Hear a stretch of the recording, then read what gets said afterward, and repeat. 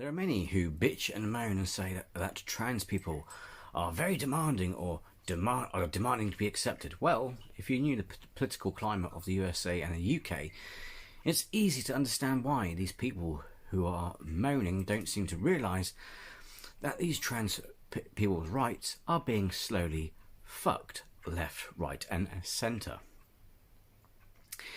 In 2022, hate crimes against trans people have doubled from the previous year, while experts warned that trans people's mental health is at a breaking point.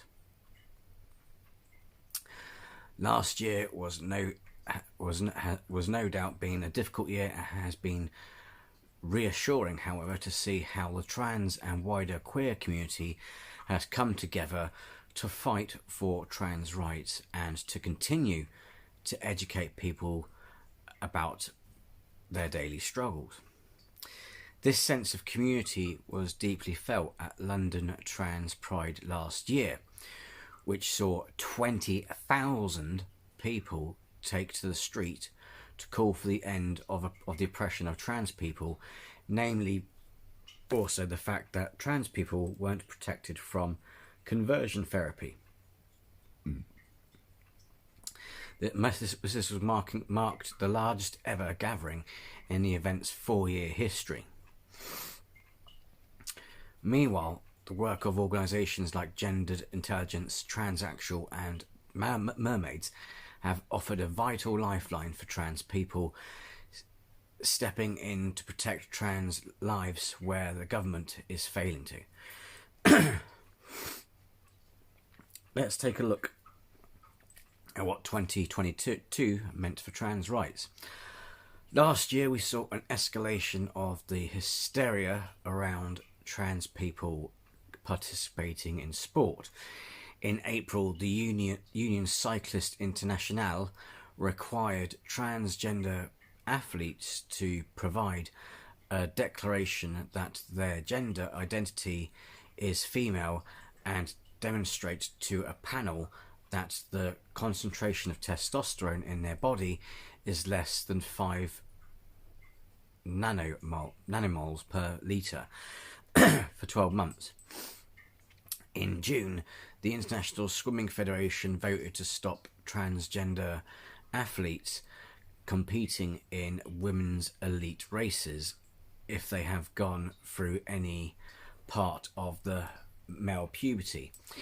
In June, the International Rugby League and Rugby Football Union announced that transgender athletes would be banned from competing against cisgendered females.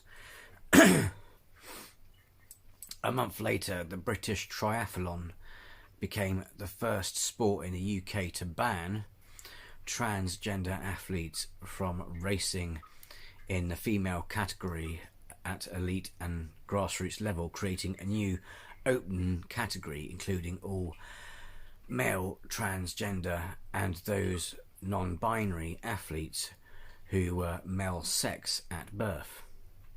So they seem to favour men over women.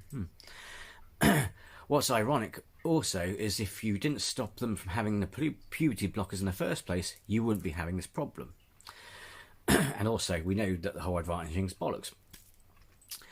Speaking about the decision from the British Triathlon, Amy Gabb, triathlete and Director of Operations and Direct Service Delivery at Mermaids, told Pink News, "This only serves to segregate women and girls, which is not good for anyone. I now have to make the decision as to whether I want to take part in a sport that doesn't recognise me as a female. It is devastating that people are being prevented from taking part due to a lack of understanding and concrete evidence surrounding these policies. With sport being fundamental to people's mental and physical health, every person, old and young, should be able to have access it, regardless of their gender identity." Also, if you've watched my videos on transgender people in sports, you'd know the whole advantage thing is bollocks, and that the whole trans community, the trans community in sports, is being used to cover up the real issue within the sports world, and that is an unfair treatment of women in sports in general. Although it's sad because people don't realise that trans people are just being used as scapegoats in social issues. In the government's 2018 LGBT Action Plan, it was promised that they would ban conversion therapy, and in May 2021 they committed to this. However, 10 months later, they backtracked on this commitment, meaning transgender people would be excluded from the protection of this bill. As I mentioned earlier, this caused hundreds to protest outside of Downing Street in April 2022, and a petition to start with which had over 149,000 signatures to spread the message that there is no LGB without the T. And believe me, some have made the claim that the LGB don't want the T. However, this is not true. This is only a small minority within the lesbian gay community, who, oddly enough, it wasn't just the T that was targeted, but also the B, the bisexuals, because lesbians and gays in this small minority believed that bisexuals weren't considered valid and were seen as people who were confused about their sexuality or denying their gayness, which we now know isn't true. The government's own research 2018 National LGBT Survey found that 7% had been offered or undergone conversion therapy, and with transphobic hate crime seeing a continual rise year on year. It's a dangerous message to be sending to the public. Oh, you're trans, we're going to send you... Oh, it's disgusting. 54% of trans young people have depression and or anxiety, and 72% have reported that they have self-harm. The exclusion of transgender people from this bill was a devastating blow to the community. Also, if you stop them from having their treatment, like blockers and that, they're going to commit suicide. Also, since the ban of puberty blockers in 2016, the young trans people in the USA, UK and Australia will see a rise... Oh, as I was just about to say... see a rise in transgender suicides, especially in trans youth. Now, in 2023, going forward, the current UK Prime Minister seeks to strip all rights from transgender people, including anti-discrimination on the ban of allowing trans people to use the toilets they identify with, and so forth. So you see, the picture is looking bleak. For years, the UK has been number 4 on the LGBT rights chart listing, in the world, according to Stonewall, and that will at this rate get worse. Now, you may not like them demanding equal rights, but if you knew what was happening in the world, it's perfectly understandable. And yes, whilst many people are decent, that's not going to make their lives any better if the laws that we live by, that govern this country, are anti-trans. So before you moan about trans people being vocal, go and look at the social and political climate of the world that's around you. Now, I hate using the term trans people because to me they are people, and I accept them, as do many. But people moan, oh, they're demanding things. Well, that's because the countries they live in aren't as tolerant as you think they are. They're not exactly, that sums up. They're not as tolerant as you. They're not as tolerant as you.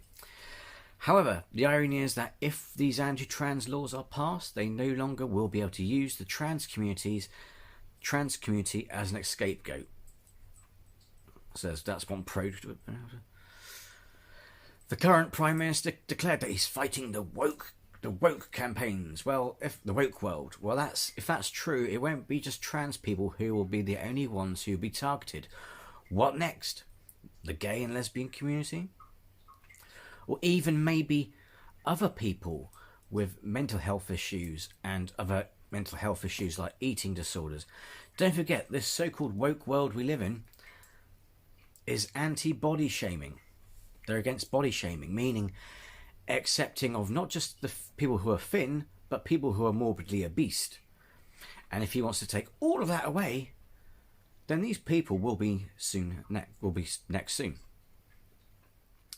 However, all that said, it would be hard for him to push these laws which are anti-trans, because many of his cabinet members are pro-LGBT, especially Gillian Keegan, who said trans women are women. Others include James Cleverly, Jeremy Hunt and Steve Barclay. But I just want to leave this poem, though I've modernised it. But just remember this poem when governments bring out policies that affect other people's rights. First they came for the communists, and I did not speak out because I wasn't a communist.